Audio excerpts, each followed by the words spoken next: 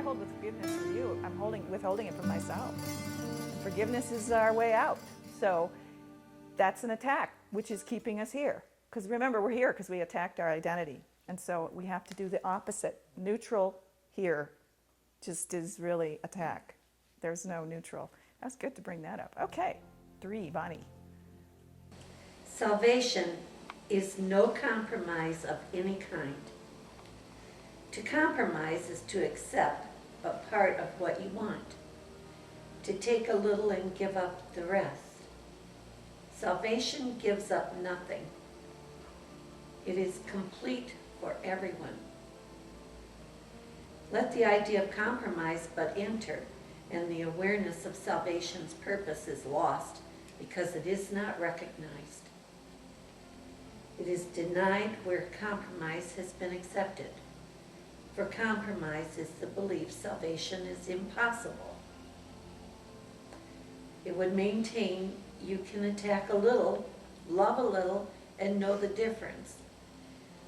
Thus it would teach a little of the same. Thus it would teach a little of the same can still be different, and yet the same remain intact as one. Does this make sense? Can it be understood? You know, it can't, but I sure tried it. Yeah, I'll do this. I'm going to do this much for you, but then I want you to do this much for me. Yeah. So, and that's what he's saying. No, you want to go all the way here. No neutral. That was funny. You brought that up. That paragraph's about neutral. Presage. Yes. Very good. Okay, Judy, since it's your sentence or your paragraph. Can it be understood? This course is easy. Is that a joke? I'll read the entire sentence. This course is easy just because it makes no compromise. Yet it seems difficult to those who still believe that compromise is possible. They do not see that, if it is, salvation is attack. Yet it is certain the belief that salvation is impossible cannot uphold a quiet, calm assurance. It has come. Quiet, calm assurance. It has come. Forgiveness. Salvation has come. Oh, Meaning salvation. the truth is true. Oh, thank you. Forgiveness cannot be withheld a little, nor is it possible to attack for this and love for that and understand forgiveness. Would you not want to recognize assault upon your peace in any form, if only thus does it become impossible that you lose sight of it? It can be kept shining before your vision, forever clear and never out of sight, if you defend it not.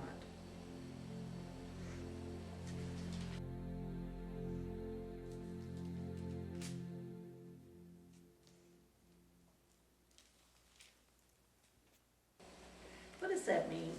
It can be kept shining before your vision, forever clear and never out of sight, if you defend it not. Well, defense is always an attack. Okay?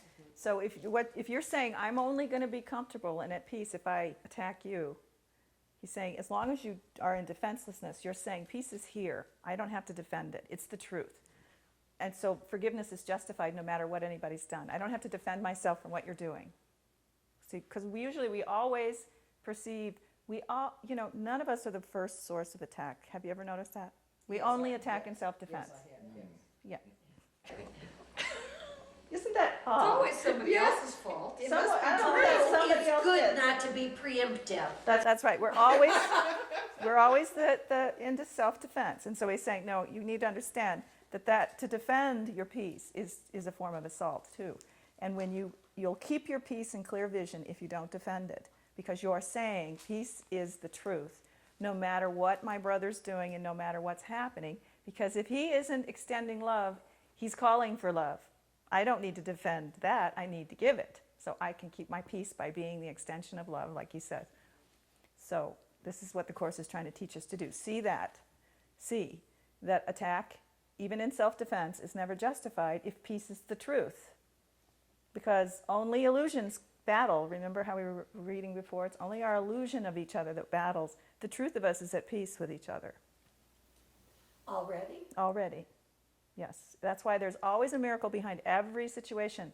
There's always peace between you and whoever you have conflict with in truth. So, actually, we're all at peace, even the Islam Yes. militants. Yes, in We truth. already have peace. Yes. We're already one with God and at peace with each other. It's the illusions of who we are that are fighting each other. It's our illusions of ourselves that fight. So if we're going to be on the Jesus's team to wake us up from this illusion where we're denying ourselves the peace and happiness that's our inheritance, then we have to start acting like the peace is already here. You see, we're bringing peace to what appears to be still in conflict in each of our situations. We are choosing the miracle is to choose, I want to see the place where we're at peace together right now. I'm not going to justify any perception that attack either came to me, because no one can attack me. All they can do is call for love because they're in fear. And I am not going to counterattack because I haven't seen it as an attack, okay? We're trying to bring a state of mind that reflects our heavenly identity to this place by choosing miracles. So that's why he has to talk to us about this, though. A little bit. We were talking about this morning, and how do you extend love in that situation? But it sounded like just keeping your peace would be Yes. extending love. Keeping your peace will help because, see, when we're in a state of fear, that's when the ego gives us suggestions that are really in line with its ideas. The more we can maintain a state of peace, the more chance we have that the Holy Spirit's guiding our responses and actions. And if we find ourselves not in a state of peace, we just need to get a correction. We need to, recognize we need to accept a new perception. Something's off with us. It wasn't what they did. I'm perceiving this incorrectly. I'm not answering this call for help because I'm perceiving myself as attacked. So now I'm in my defensive. Now I'm in fear too. Now we're both in fear. And that's when he says, when both your brother and you are in fear, the one that's the most sane needs to call on help. Help! We're going to go after each other unless someone gets in here. I'd like to question why you said we're on Jesus' team. This is not only for Christians, correct? Yeah, Jesus' team only because he's the writer of the book, Yes. and Yes. I've chosen to let him be the leader. He says you don't have to. You can let the Holy Spirit be your leader. It's on the salvation team, Right. but that's not about. But this just is a Christians. universal message. Yes, it is that is definitely. being given here. And I Yes, think through that's many important. different voices and many different teachers. Yeah. Okay. Thank you. So I have a question. If someone out there is attacking you, does it mean that for me to see that attack, I have already had it attacked myself in my mind? That's why I'm seeing it out there. Yeah, you still believe in that form of attack. So now you're counter-responding as if it's true. You haven't seen that, that person's attacking themselves on my face, so I can respond to their call for love. You're still believing in that same form of attack. That's why the more you have the Course, now you can help them by you accepting the atonement that this form of attack is not real. Whereas if you had already accepted that before, you would just know that what they're trying to do or what they're trying to teach me isn't the truth. And now you can meet their call. But before then, remember how he says that? Now you still believe in the same form of attack or you couldn't respond back as if it happened.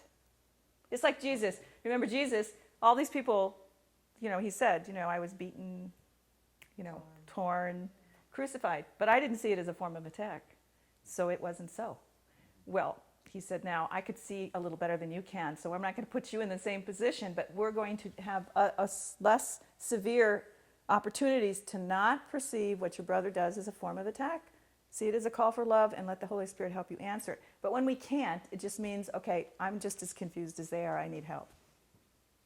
That's what it means. Because we're all we join together for the purposes of healing. You want to know anyone that comes into your presence is a part of your healing journey. So they're going to have similar thoughts, and you're going to have the opportunity to see in a new way. They're providing you an opportunity rather than attacking you. Is our new way of looking at things, right? You don't have to be unified in purpose to have this be effective, though? Yes. Well, that's what I thought. Yeah.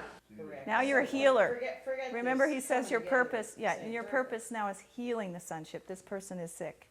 That's what we are when we're attacking. We're in fear. the, Calling for love. yeah, they're calling for love. And so as miracle workers, which is what we've kind of decided to do if we read the book, Yeah, right. we're going around answering these calls for fear, not believing in them and going into our own fear. So that wouldn't be the holy relationship that we're talking about, where two people are joined for that other purpose. But this would be our healing journey, our healing purpose. Okay, okay. Because everyone sent to us, we have a message of love to give them if we're in our right mind. When we go into our wrong mind, then we need to receive a message of love because we're as frightened as they are. But, right? Are you following? Okay, is it? Attack and pain and death are only in the illusion. Yes. In reality, that just gives you less fear as you approach them to know that, because if they're real, they're kind of really scary. But if they're just an illusion, no, okay, I'm going to look at this now because I can handle it. It's Rusty's turn. Those who believe that peace can be defended and that attack is justified on his behalf cannot perceive it lies within them. How could they know? Could they accept forgiveness side by side with the belief that murder takes some forms by which their peace is saved? Would they be willing to accept the fact their savage purpose is directed against themselves? No one unites with enemies, nor is at one with them in purpose. And no one compromises with an enemy, but hates him still for what he kept from him.